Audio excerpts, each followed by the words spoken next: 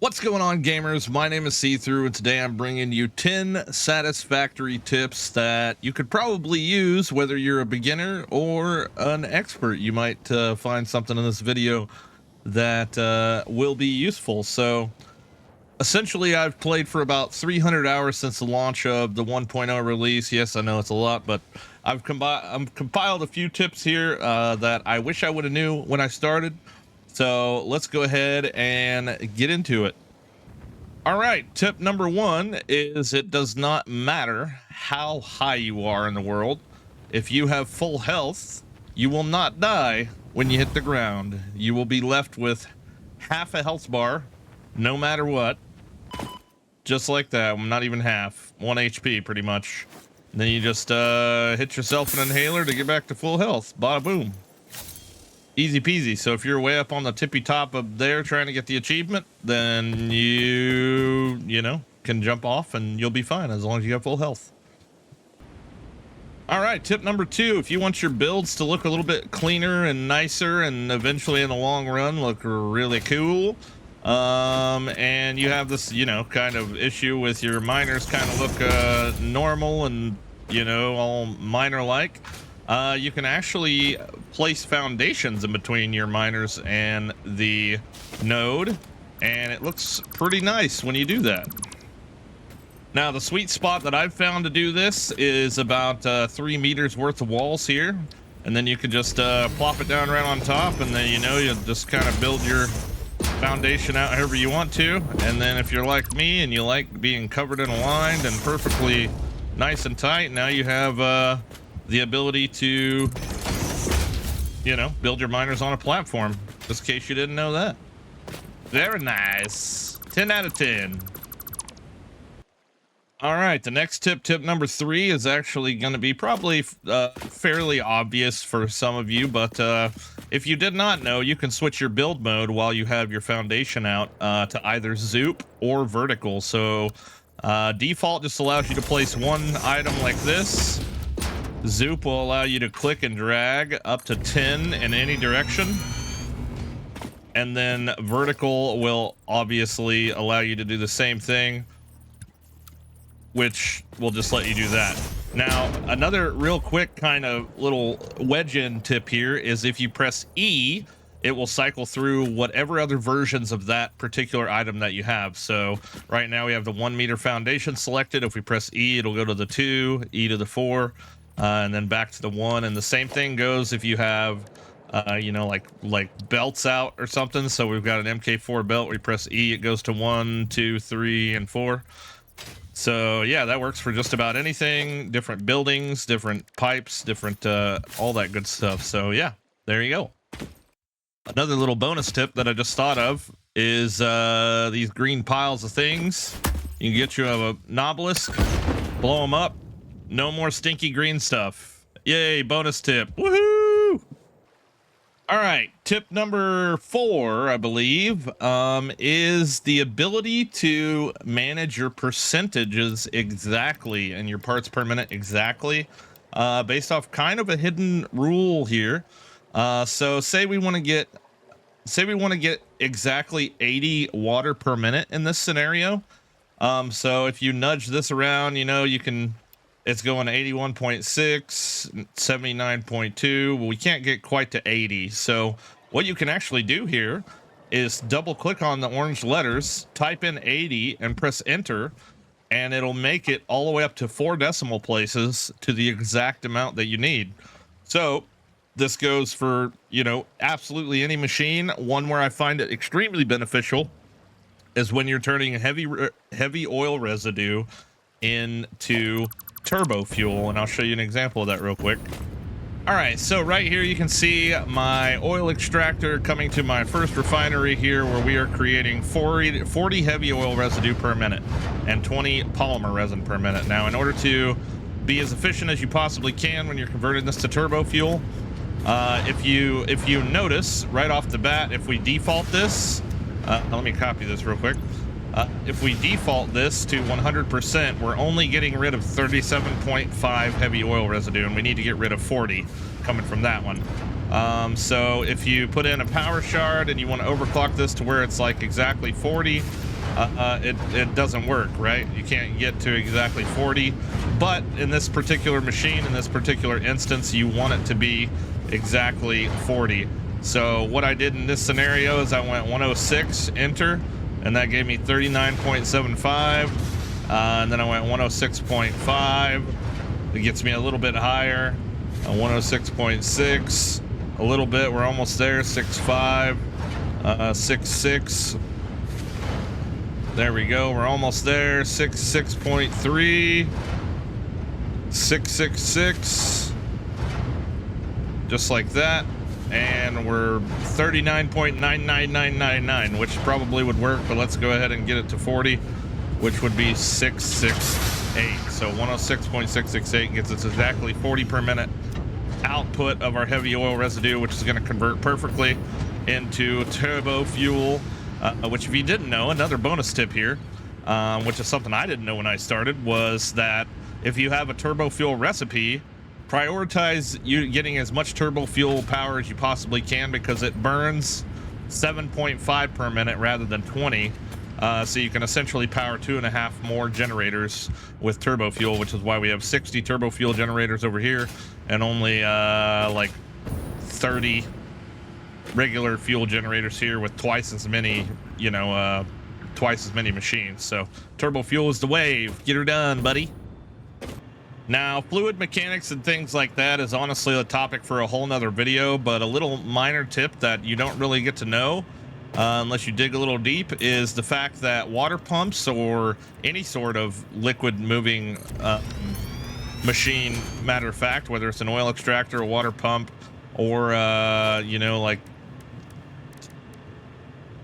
the refineries, anywhere that has like fluid output, they all have, and you can read it right here, all fluids to be transported can be transported 10 meters upward. So when you're messing with fluids, long story short, there's a mechanic called head lift, and more or less that head lift will allow you to go up 10 meters before it starts to, lose pressure and things like that. And a good way to be able to judge how many meters tall your thing is get you a 1 meter foundation and then build it vertically 10 meters tall. You know what I'm saying?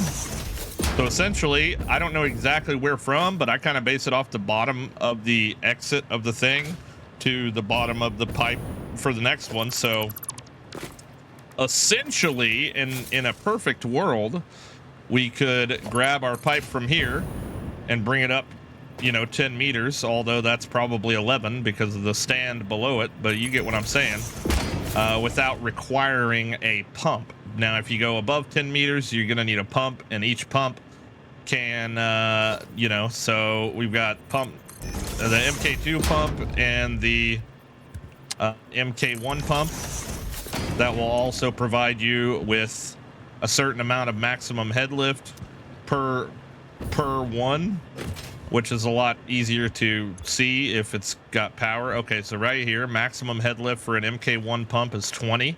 So that'll allow us to go 10 based off the machine and an additional 20 after that. Now, one thing is for sure that it doesn't hurt to kind of add in some leeway for sure. So like put a pump at 5 meters tall and then put another one at 15, so you're not reaching that maximum head lift, because as soon as you reach that maximum, it'll slow it down. Same thing with the MK2 pump, except for we can go 50 meters high, which is essentially 1.5 or 2.5 distance than we're used to with the MK1s, etc. Either way, like I said, water and fluids is a whole video all on its own, and if you want to see that, I will be more than happy to make one based off my knowledge of fluids and all that good stuff up to this point. But let me know in the comments if you want one of those. Let's go on to the next tip. All right, tip number 6, dismantle crates. These guys right here, as far as I know, there's no way to get rid of them off the map, and if you let it get out of hand, they will be all over the place. So tip number 6 is I highly recommend getting rid of your dismantle crates. 1, when you see them, or 2, never make them happen. Make sure your inventory is always empty, because now I have to destroy this miner just so that I can get to this stupid dismantle crate. just so that I could get rid of whatever all that is there, and you know, reinstall my miner and repower it and all that good stuff. Rerun the crappy line, and yeah, just take care of your crates and don't be like me and end up with like 500 dismantle crates all over the world. It's not fun at all. It's really just not fun. All right, tip number 7, power production amplification. Now, ooh, hold on. Sorry, I had a hard drive there.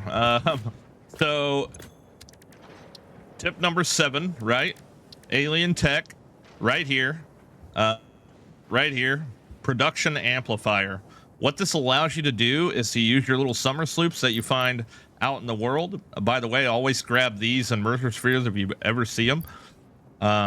Just like literally drop everything and pick them up, because they will benefit you greatly. So production amplifier allows you to be able to essentially duplicate your output of an item. So where this comes in really handy is so for alien protein, instead of getting 1 for 1, we're getting 2 for 1. And then what that allows us to do from that point is it allows us to further duplicate this. So we're essentially changing one, you know, alien remains into, we grab these out of here. We're turning these alien remains into DNA, which we can then turn around, and once these convert, we're getting an additional 2 for 1 out. So we're more or less crafting 4 alien DNA from just one, you know, like alien remains, and you can then send these to the awesome sink for a crap ton of points. So that works really well for that, as well as also works really well for slugs, for power shards. So make sure you take full advantage of that as well, because here you'll see normally a yellow slug would give you 2, I believe, power shards, and out of here it gives you 4 with the duplicator. So very, very nice. And you can essentially do it with the purple one. I don't know if I have any purple ones on me right now, but if you did, you would then get 10 power shards. And these are a limited resource. Although there are thousands of slugs on the map, they are still a limited resource. So don't craft any slugs by hand. Duplicate them with the power amplification or production amplification. And then also another thing I wish I would have knew at the beginning of my playthrough is this new alien power augmenter, which is up here on the roof. You use 10 summer sloops to craft it, and it amplifies your total power on your entire grid by 10%. So my total production is 34,925, and we're getting an additional almost 3,150 power boost just from having this one item connected to the entire power grid all over the map. So that is super freaking huge, man. All right, tip number 8 real fast. Nudging. If you don't know what nudging is, essentially, if you're holding your blueprint here, if you press H, you can then walk around it where it's at, and say, oh, you want it like lined up with this line here. Use your arrow keys to kind of nudge it, and see how we're going over the line here. Now, if you're just hitting your arrow keys, it's essentially skipping a whole entire step, right? We could just call it a step. But we want it lined up perfectly with this line. So if you hold control, and use your arrow keys, it'll do a half a step, which is, you can see the full step, half a step, get it a little bit closer to where you want it there. And that goes the same way with this. And then you can once again walk around it before you finally click it in. And as long as it's exactly where you want it to, then you can click it and it will build it from there. So that works with just about literally anything. So same thing here. If we want to hit H, you can walk around it. You can hit left and right to nudge it, or you can hold control and hit left and right to nudge it on a more microscopic scale. Okay, I got hiccups apparently. Hold please. Alrighty, last but not least, tips 8 and 9 are both kind of gonna be on color and customization options.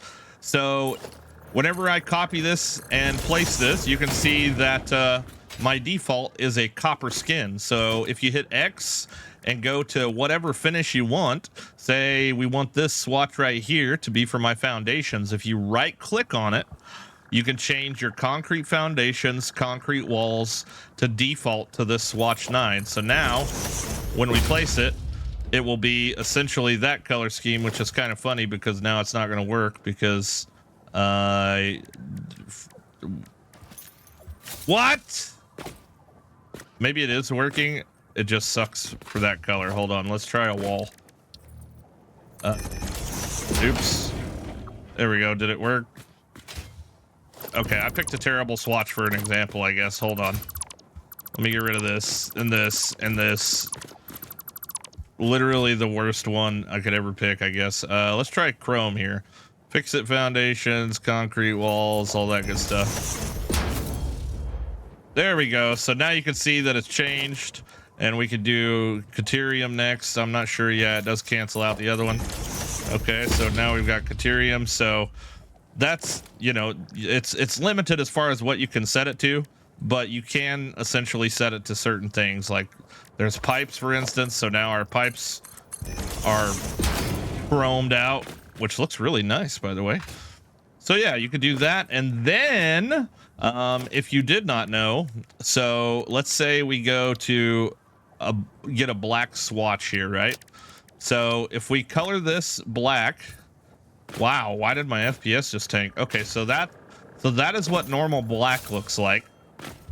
So if you go to your swatches and you edit it and you put minus in this last slot, you type -10. Oh my goodness. What is with the freaking color editor acting all crazy and laggy? Put it in the top and the bottom? Yeah, so put it in the top and the bottom. What is with this, dude? No FPS pulling my paint thing out. So yeah, you can see, okay, those are apparently automatically changing. But now we've got this like super black, and you can do the same thing. If you come over here and just make it +10, and that will change it to a super white, which will give us the same scenario. Like I said, I'm not sure.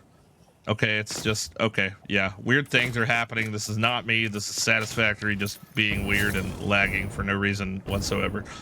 But regardless, ta-da, you can change the colors. You can make it, you know, you can make this is essentially like messing with the contrast and brightness. I don't know which one's which. I just kind of mess around with them.